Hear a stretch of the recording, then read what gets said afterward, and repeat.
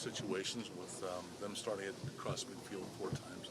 You held them to 19 points. How do you assess how this unit performed? Yeah, I mean, obviously it wasn't our best game. Some things to clean up in the run game.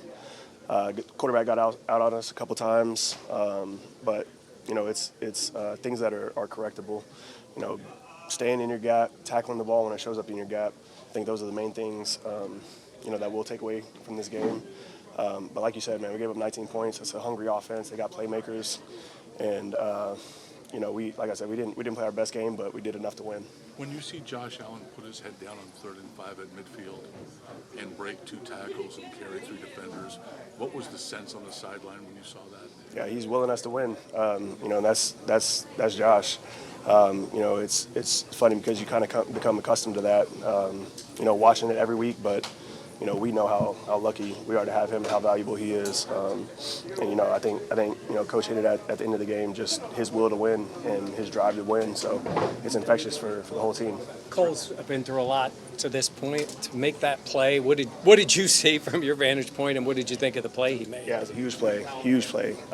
That's what the first thing I told him was he saved points. They had a field goal that was coming up, possibly a touchdown there. And a play that really changed the game. So that's what I told him. He's fought his way to get to this point, to get his feet settled in a little bit and get comfortable. And we know he's going to continue to get better and do what he needs to do to provide value to the team. But just super happy for him. He's a guy that worked his ass off the last couple years, and I'm glad he was able to make a play. Terrell, it seemed like missed tackles today were an issue for the defense. Did you feel that as well? Yeah, I think so. Especially in the run game.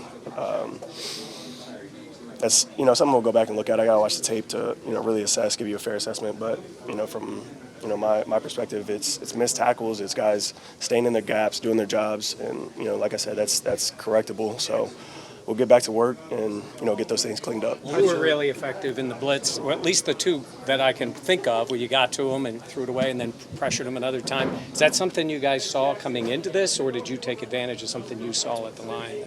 Yeah, I mean it's something that we talked about throughout the week was getting pressure in his face and making him make a decision early.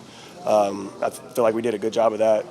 Not necessarily as much in the first half, but going into the second half, we made some adjustments, and the guys up front were winning a lot, and he didn't have time to sit back there and diagnose the defense and really spit the ball out. So I think that was an adjustment that we made and executed on in the second half. What was your reaction when they called that a catch for Cooks and just waiting for that ruling through those? The third down play. There was going to be a 17-yard touchdown.